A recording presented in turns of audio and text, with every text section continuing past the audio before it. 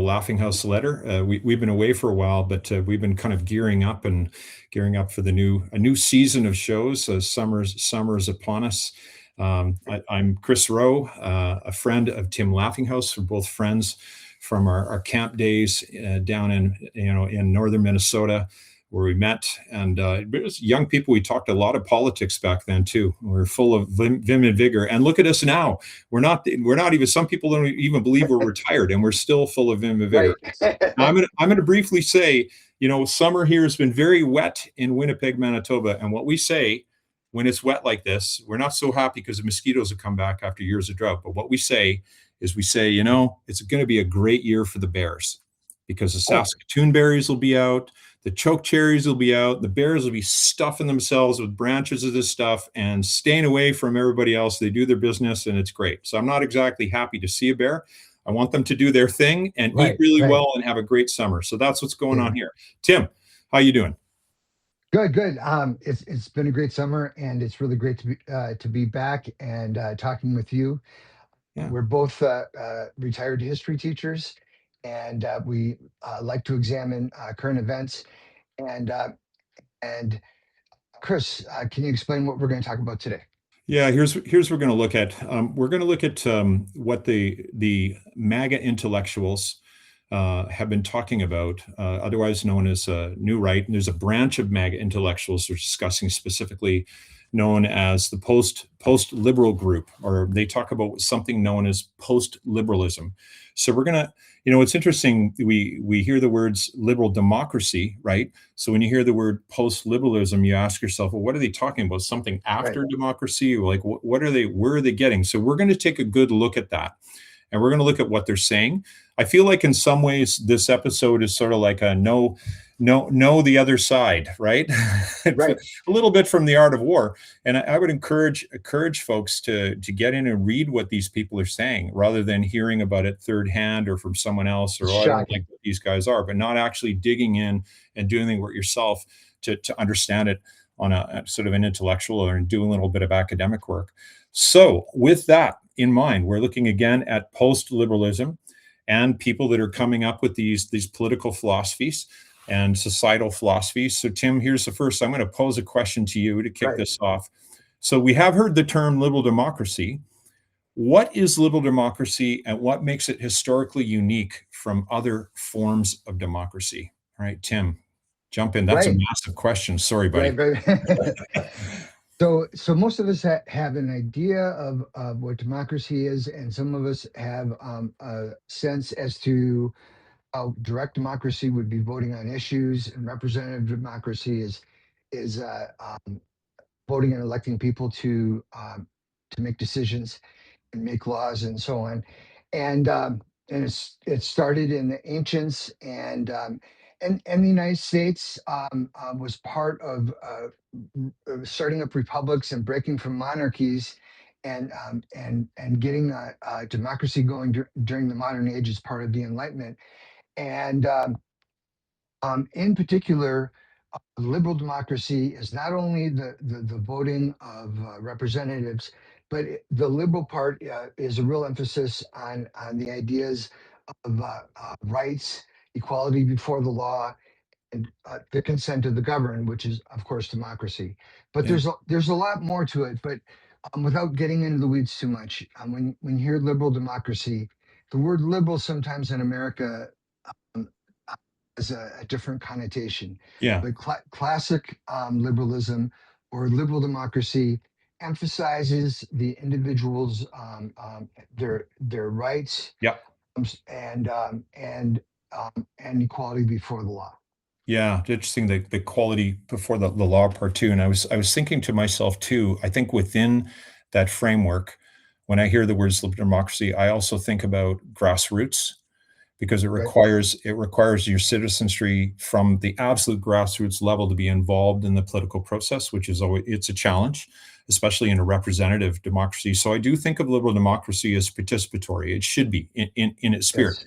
But the big one for rights me, and responsibilities. yeah, right, and of course participate, stay informed.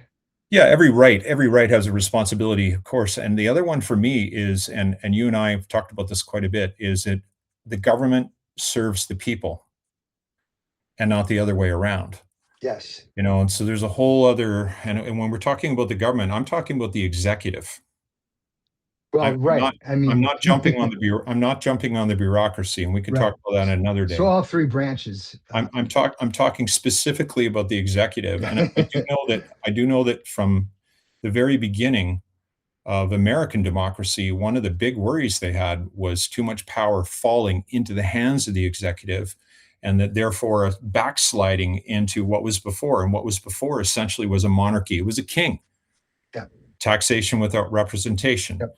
orders from on high, right? The colonists, the colonies, the Right. lesser thans, Right. and resource extraction that comes with colonization.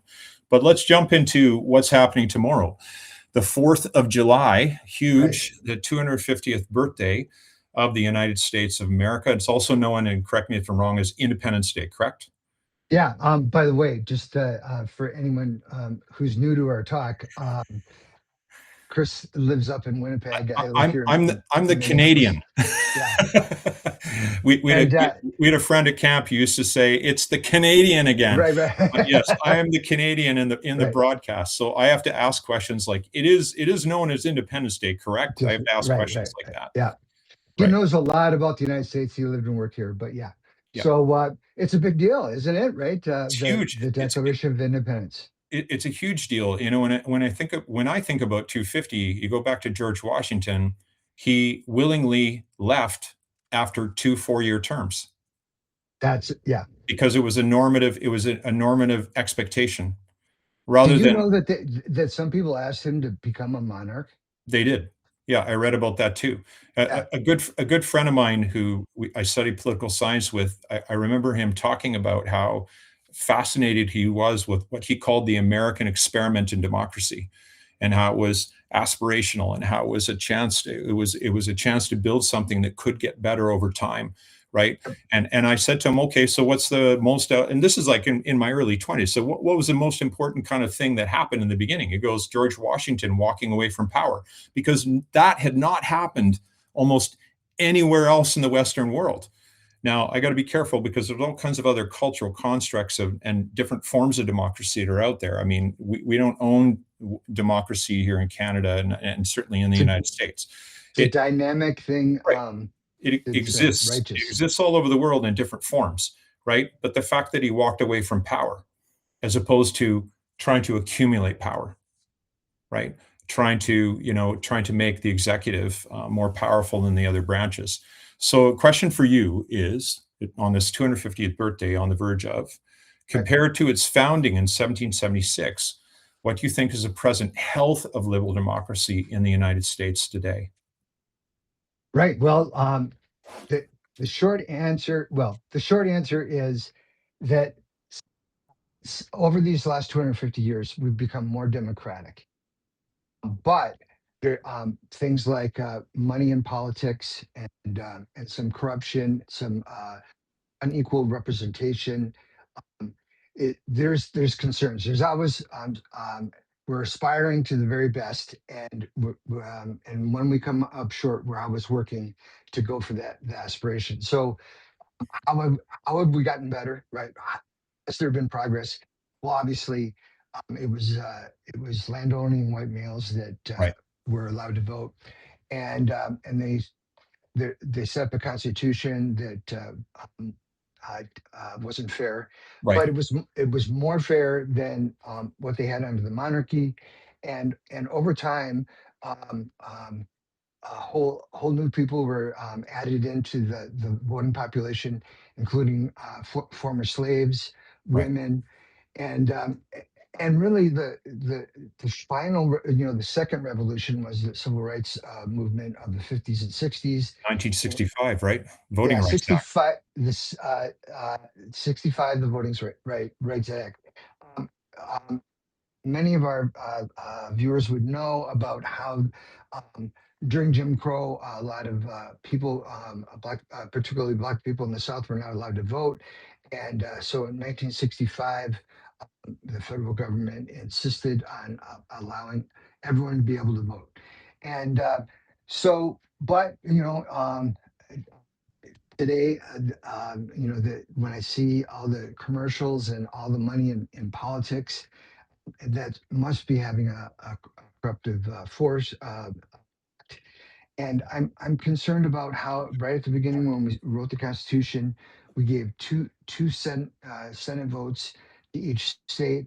We have some states that have around 500,000, 800,000 Yeah, people, and other states that have 54 million that's crazy. people, and they both get two votes. Whoa. And and so yeah, the deck is stacked towards low population Western states Yeah. that are usually white, and it's not going to be.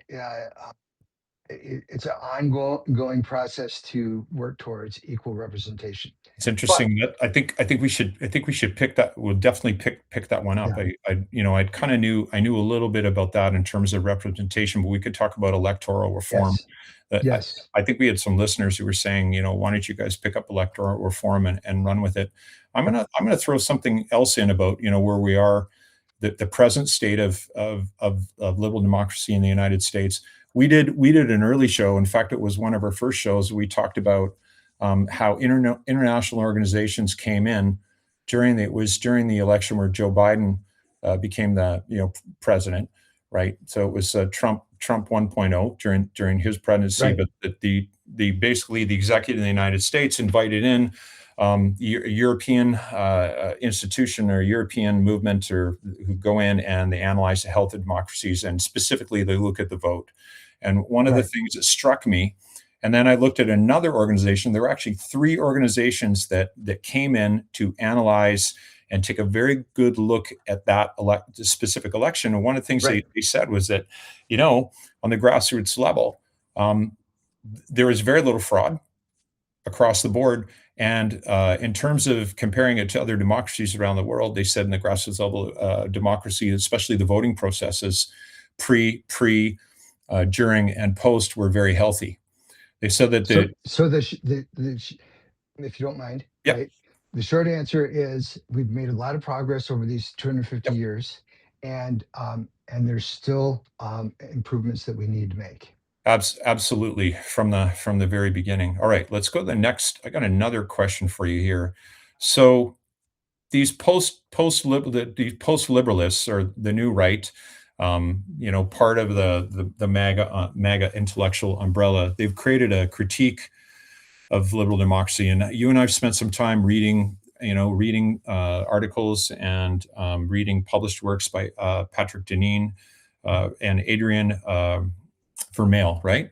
Yep. Adrian Vermeil, right? And so we were taking a look at them and reading through. And so what struck me was that anybody who's trying to put out a new sort of political philosophy or looking at or societal philosophy for or how things should be organized and how people should be governed and how the people should interact with their governance and all the rest of that, they tend to critique what is. They tend to look around and say, okay, well, I agree with what I see, or I agree with these things, but in general, there's a whole pile of things that I don't Right. agree with, and therefore we must change, and you must kind of go along with my ideas. So I'm basically saying that they've created a critique of liberal democracy, of what presently is in the United States. Okay, so I mentioned Adrian Vermeil. I didn't mention J.D. Vance. Also spoke up. He's spoken out quite often. What he says, the shortcomings of liberal democracy. In fact, that he talks about how it's failed, right? Right. And Yep. Patrick Deneen, a Notre Dame scholar, wrote a book entitled "How Liberal Democracy Has Failed." Um, so, what are they, Tim? What are they talking about? So Right. Well, this in whole his failure business, that's shocking to say that liberal right, democracy has failed across the board. They're talking right. about everything is wrong. It needs to be blown up. We need to go in some other revolutionary way. Right. Now, We've defined liberal democracy again, right? The rights and right, the rule of law and consent to the governed. right, It started with our revolution 250 years ago. Started with the Enlightenment 300, 400 years ago. The Renaissance, and it was a great response to the heavy hand of that was involved in the Middle Ages, and this movement, this intellectual movement, is gaining a lot of ground. J.D. Vance, um, and the Secretary of State, yeah, They're all part of it. It could be after, this could be the big intellectual movement after Right. Trump as well. According to Patrick Deneen in his book Regime Change, he also wrote a Yeah. book on why liberalism failed, and he puts it in the past tense. Right? Yeah. If we talked about this before, if he had said why liberalism is failing, right? Right. You and I would talk to him about what we can do to save classical liberalism. Or what we can do to make things better. I mean, Right. this is an absolute critical point because He wants to overthrow. everything. Yeah.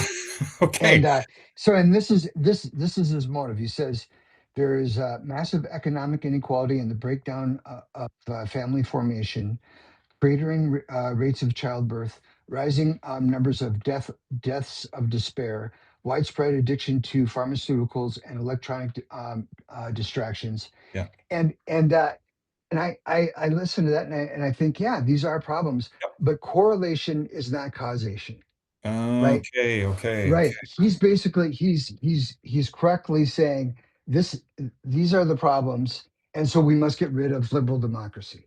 Yeah, it's like And he's pointing the finger of blame. This is the only solution is to get rid of this whole. right. eh, And there's other there, the hmm. modernity has problems. You So, and I agree. But so they're not caused by liberal democracy. no. So Full stop.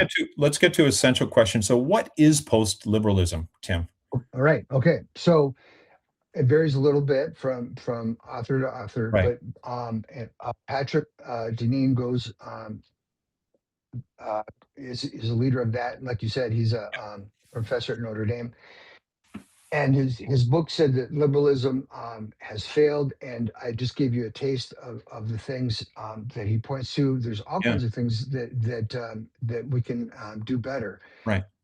And he says specifically in his book that he wants to basically overthrow the current system.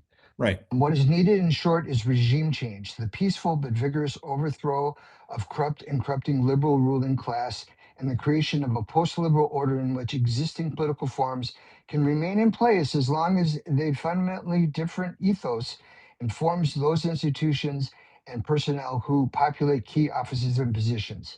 He wants the replacement of rule by progressive elite by regime ordered to the common good through a mixed constitution, which And he try to describes, but it's a lot of okay. a gobbledygook. Common good is not, basically, you and I agree that the Right. common good is determined through elections, through Right. democracy. He's saying that he knows what the common good is, and he wants to put it in place. There's suggestions of Hmm. dictatorship as well. He says Wow. what is needed and what most ordinary people instinctively seek Right. is stability, order, continuity, and a sense of gratitude for the past and obligation toward the future. So I agree with it that the past and the future, but you as a history person hear these words, right? Right. People seek stability, order, and continuity. Right? That That sounds that familiar, Tim. yeah, that sounds like dictatorship. What historical epic or which Right. leader coming out of whatever would you attribute to that? Sounds like fascism. Yeah, that Yeah. sounds that's directly from the speeches of Adolf Hitler and Right. of course his propaganda Goebbels, all these guys So like the answer to your question is that Mussolini. they're not very detailed about how they want to what they want to replace liberalism with. Right. Um, and that's probably by design. But they sneak in these things, right? And Mm, you can tell if you look at the read the breadcrumbs, you can see there's another example here. yeah. This is according to Laura K. Fields. She said he believes that he has a monopoly on morality. Yes. In a 2013 speech, he said, "quote This is Patrick Deneen, right? Yep. The aim of such education is not critical thinking, but the achievement of liberty governed by the discipline, even dictatorship, of Oh, virtue." So, you know what? I was going to say that maybe this Patrick Deneen guy is like the philosopher king from Plato's He Republic. wants to be. I was That's thinking, but here's the catch. The catch is he's not, and the reason he's not is because what he's talking about is the foundation of which he's talking is supported by a particular Christian right. religion or Christian outlook.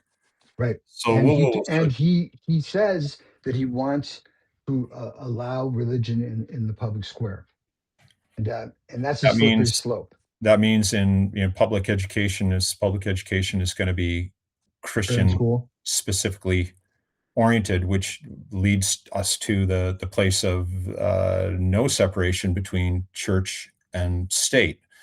And to be clear, I think we're on the same page on this. Yeah. We're You and I are not necessarily against virtue, Nope. right? The teaching of Values, ethics, of course. yeah, values, right? Right. It's just wrong. As the land of the free and the home of the brave, Well, right? We don't want, we can't. This is important to me, right, right? We don't want the government to push a religion, right? right, Teach of it, but not push a religion. And I asked this question: um, Do they really think that religion needs the government to be successful? right. Yeah, I know. That's the other thing. Why does one particular branch of Christianity or one particular group that own it, Right. why do they need the support of the government? Why should They- they be the ones that only these people that believe in this particular Christian doctrine? And we heard the word indoctrination, so there it is. And There it that, is. you know what, you and I have been in the classroom. We've been in middle school classrooms. We've been in high school classrooms. I love classroom teaching. I loved mixing the subject areas together: social studies, history, all these different things. But I never felt at any one point that my job, in any way, shape, or form, was to teach doctrine, Right. to a particular philosophy, as if it was the only truth that's out there. I never. Encourage them to have critical thinking, to be Right. free thinkers, The to think for themselves, the to the come up with their own opinions. right. The entire hinge from which democracy hangs is that you need a population that is able to think critically for themselves. And I know we get in educational circles these buzzwords. We talk about it. Well, are your kids critical thinkers? No, no, no. You should be really coming up with you should be really kind of focused from the point of, is your teaching encouraging thought, Yes. questions, challenging what's there? Because Curiosity. right, curiosity, because that's how you actually learn and grow. And if you think about that, runs hand in hand with democracy. Democracy at its core, needs participation, but it also needs an electorate that is curious, that wants to ask questions, is not afraid to be part of the political process, right? As opposed to being fed doctrine. I did have people over the years say to me, "Well, as a teacher, you're not allowed to teach values." Accept that, accept that. The value that you're modeling each day Right. is the value of curiosity, the value of Respect asking a of, great question, of the value respect of, of individuals. yeah, I'm the sorry to value of, interrupt. as Barack Obama said, be disagreeing but not being disagreeable. Right. But Of you may not agree with your neighbor, but you're not, they're not your enemy, right? These are the things, these are the values. And I know lots of folks in religious circles who I would say live by those values, but they're not taking a big shovel of their doctrine and shoveling it on somebody else's lawn and saying, and you got to go, and particular kids. you got to go step around in this stuff now. Now you got to sit down in this stuff. They're not forcing other people to do that. So when I was doing my research on this what is post liberalism, and I like you, I was like, well, I agree with the economic part, the statement about economic equality. I agree about the issues of addictions and mental health across the board. Yeah, there are a lot of issues that are out there. But when it hit me that the entire thing was supported by some kind of theocracy, some kind of That's version of, well, we basically own virtue. we own the Right. values, which we're going to force feed the rest of society, I was terrified, to be Right. perfectly honest. Right. So, wow. So Woo. spread the word, people. Right. Yeah, there it is. We kind of we Okay. went off, and you know what? And again, I have to say, I know lots of folks. I know lots of folks who do not believe in any way, shape, or form that the religion that they follow needs to be rammed down the throat of others. But I think Especially it's the way, I kids. think ultimately for me, I think it's the way you carry yourself, the way you respect others, and if you think of the Norman Rockwell painting, which by the way has been appropriated by this group that we're talking Oh about, no. it has been, but the Norman Rockwell painting that talks about freedom of religion in society, and they show all a variety of different religions and people, Right. and most of them in some kind of faithful prayer of some kind. That's a very different thing than what these guys are presenting, No. where they're saying Yeah. only these particular Christian members of this particular church or sect or whatever you want to call it are going to be running the show. Right. Terrifying. And they use the word uh, integral, Right. which is part of Catholic doctrine. Yeah. Whew. Okay, so let's get to another piece here. What remedies do post liberals provide us for, say, the ills of individualism? So you read these political. I jumped the gun a little bit on that, right? No, we need to come back to it because when you and I were studying political science, you read what Marx and Engels had to say about early capitalism, and you go, okay, this guy's stuck in a factory. He's not making any money, and there are no labor laws, and he doesn't own in any way, shape, or form any part of what he creates. On and on and on, exploitation. So you go, yeah, that makes sense, right? Right. And that's why we Right. have labor laws. But when you get to the part about where he's got to explain how communism is going to work, Right. you're looking at it going, this is a very thin plan. And that's the case with these post liberals. What is their plan, Tim, if They any? don't have one. I mean, I alluded to some of the dictatorship with those Right. quotes, right? And they talk about common good, mixed constitution, but of course, how to determine the common good it really So suggests religion. so let And me let me put it this way. Let's say these guys get their way and yeah, that they're in charge. yep, Let's pick a particular aspect of society. Let's talk about public education. What would happen? Okay, well, what would happen is all the teachers would either need to convert to this mm, particular right, Christian philosophy.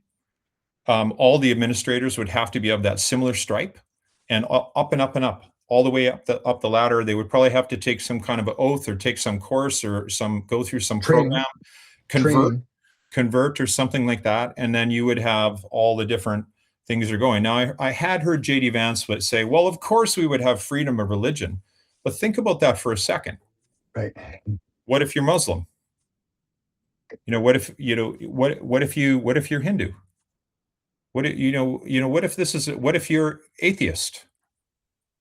What if you're coming from a whole bunch of different backgrounds from your And own what if family and what setup? and imagine if you're out there listening to us, right? Yep, Imagine your child is being instructed in a religion other than yours, right, right? And then they say to you, "Oh yeah, but your kids can opt out, right? right, And go to another room." Well, if the choice is letting your kids be indoctrinated or having them leave their class, right? It's kind right. of like a family, a Yeah, class, right? that's right. That's not, that's not separation of church I and mean, state. we talk about political polarization in the United States, and it That would just up it. Oh, also exists in Canada, where neighbors can't even speak to each other. Former friends are having trouble sitting down. Even having a reasonable discussion, or even when they disagree. Why would we do that to children? Why would we separate them out? Now, the reason what they would think, and I'm just guessing because I'm not in the post liberal movement.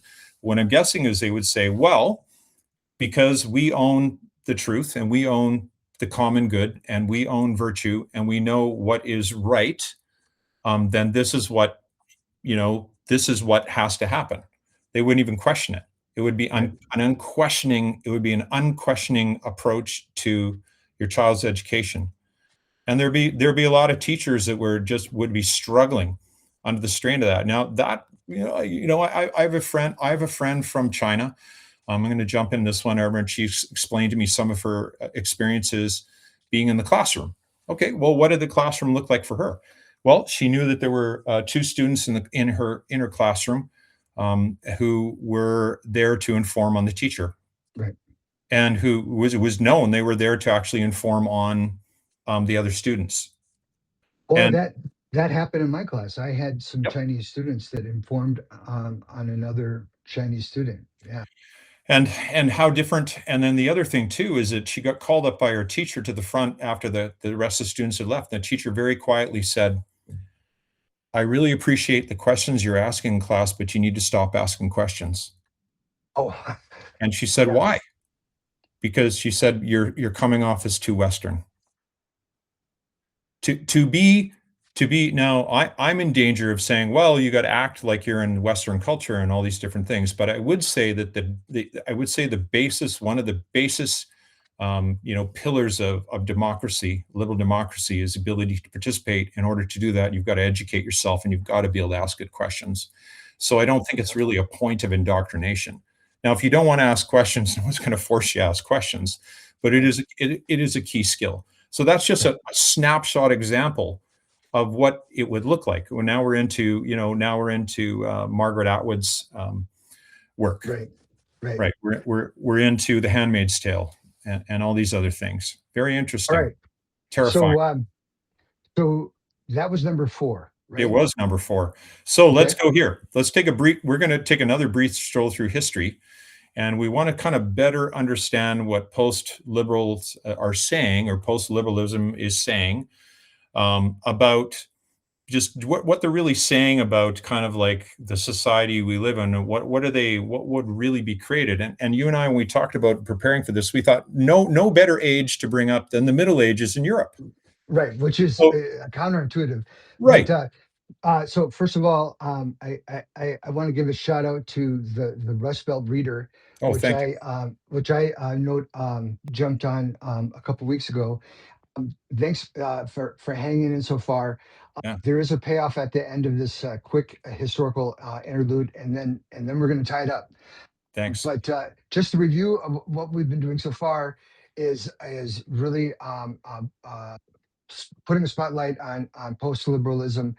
Oh, they claim liberalism bad is bad, and that they Yeah. want to get rid of the liberal democracy. Okay.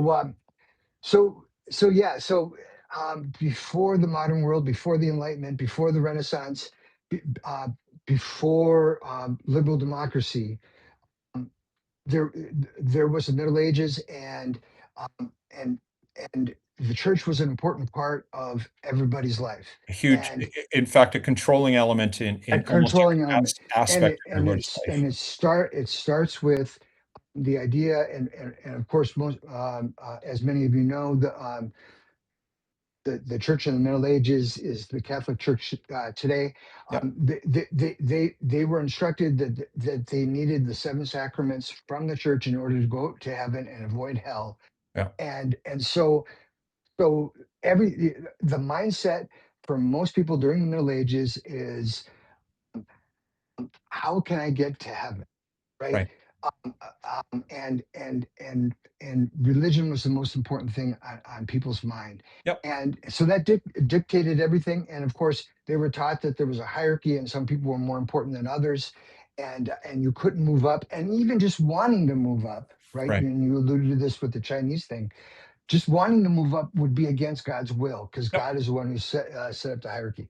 So, And um, well, justice basically was based on all kinds of arcane explanations for things, like throwing right, you know throwing the guy into the river, tied and bound up, and if he floats, he's guilty, and if he goes to the bottom, he's yeah. apparently he's drowned, but he's suddenly not guilty because he's gone to Now heaven. it should be really important. It's really important for me to make sure that I mention Yep, that the Catholic Church has gone through a lot of reforms, they have, particularly the Vatican II of in course. 1962. Right, but during this time, there were all kinds of big problems, and it made people think that we need to change things. And what were they? There was the Hundred Years' War during the Yep. 1300s, the plague, 20 to Yep. 50% of the people were killed. There was the failed uh,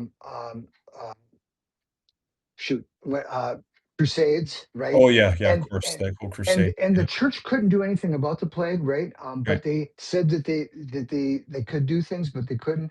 And so really, people were tripping, right? They They they, were. they realized that they just it was hard to believe them anymore, Right, and the church and the aristocracy. right. So that was the seeds for the Renaissance, which emphasized individualism, Yeah. living for this life, going back and reading the classics, which was before Rome and Yeah, yeah. the The Roman Athenians. Empire. Yeah, Yeah, and what they read was how to have a good life.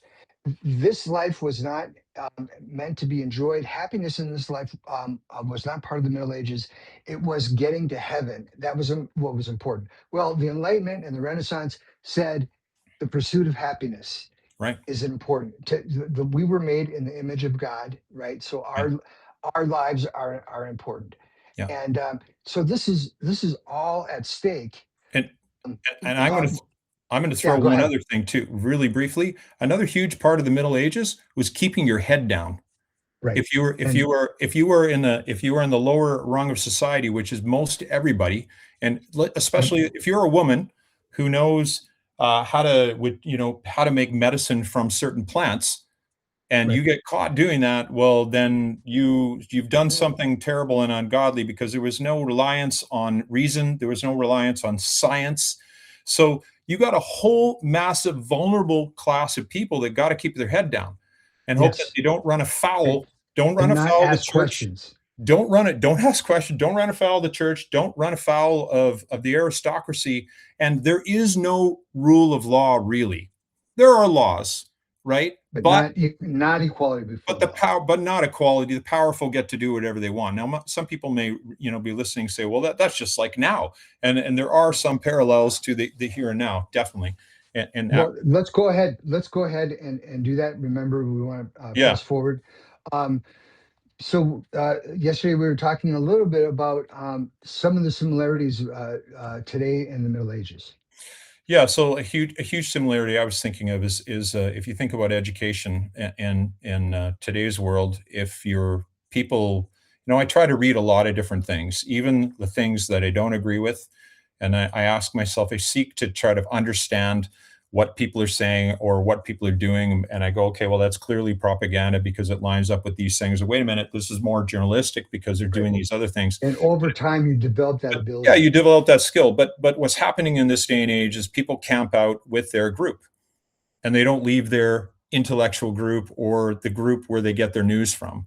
And so That's right. everybody's kind of hanging out in a group, agreeing with this group, right? Agreeing only with the people that apparently see things the way that you do, as opposed to having a conversation with folks who might see things from, and being able to have a conversation, exchange ideas with somebody who does not have the same point of view as you.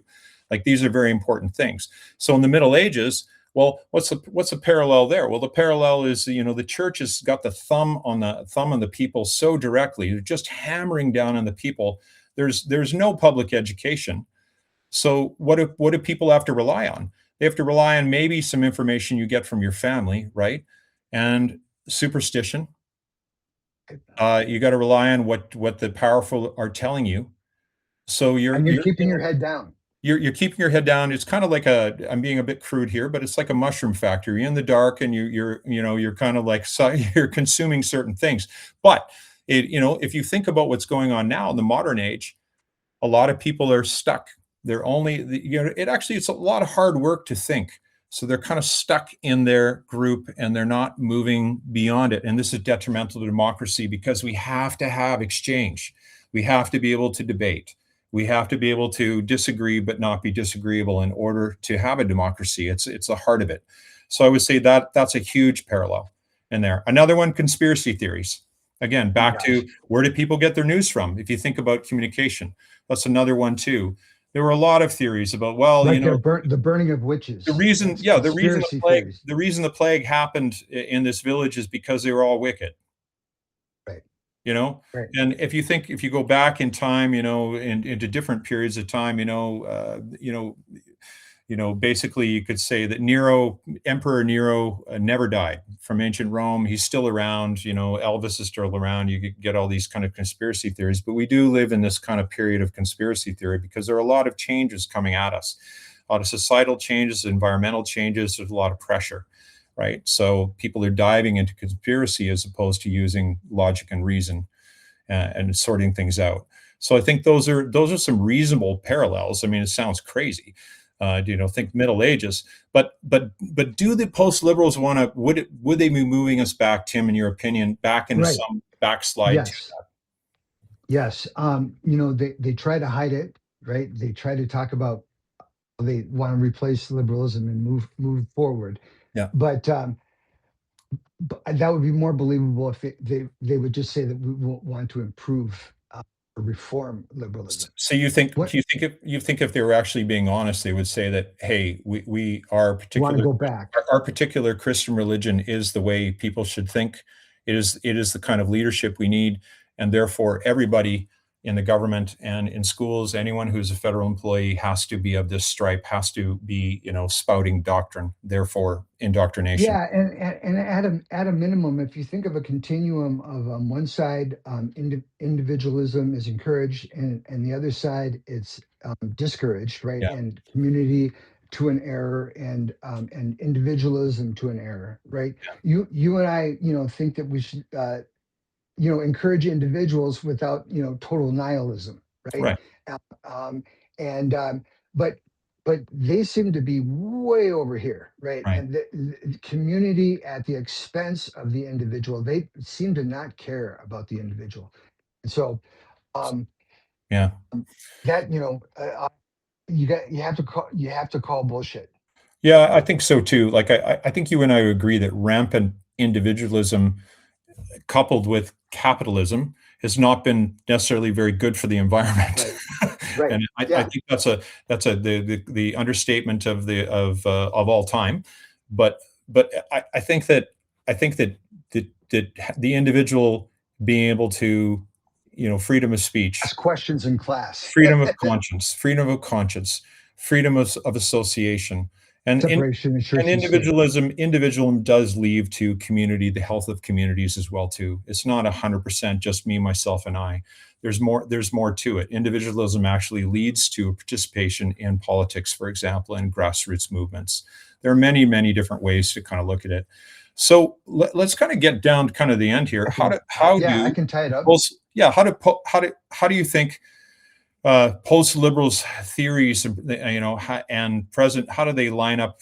Basically, do their theories warrant a revolution, Tim? How would you wrap this up? Well, yeah, I mean, different people are going to respond in different ways, but the revolutionesque Yeah. is the way I would describe it. And if people need nails to hang their ideas on, right? George W. Bush and Dick Cheney, Reagan, those intellectuals believed in active foreign policy and kind of libertarianism and free market capitalism.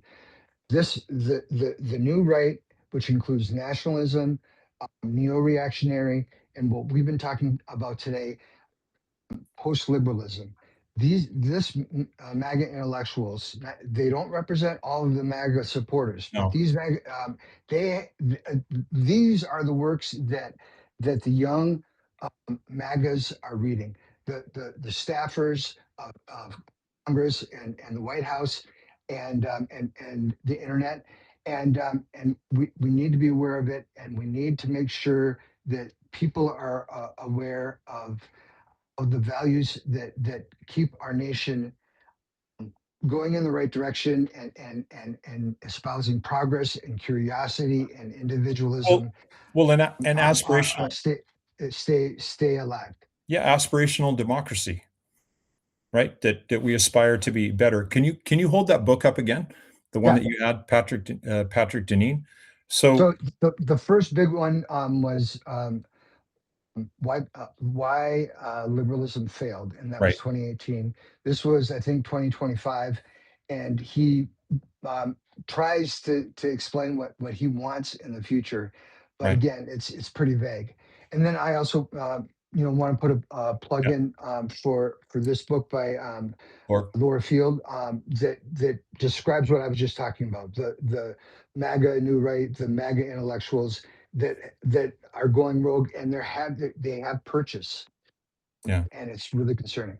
So So so jump in, educate yourself, read these works, and then make up your own mind. But read a whole bunch of different things.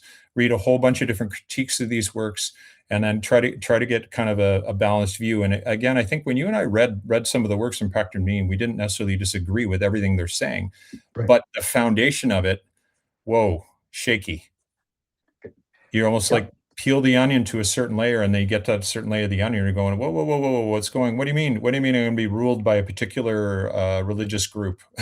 Hold and on a then second. and and then when you realize that they're scapegoating the modern world, liberal democracy for the problems of the modern world. So um, yeah, stay involved, and please help us. We're getting started. You can tell we put a lot of thought into this, and we believe in it strongly. So spread the word, and please subscribe and encourage others to do so. Yep, absolutely. All right, everybody. Thanks for hanging in with us, and Tim, Yeah, great working with you again, and yeah. It's we'll catch 86 everybody here next and time around. 86 here and 66 there. So Happy July 4th too. yeah, happy July 4th to you too. All right, take care. Bye, everybody.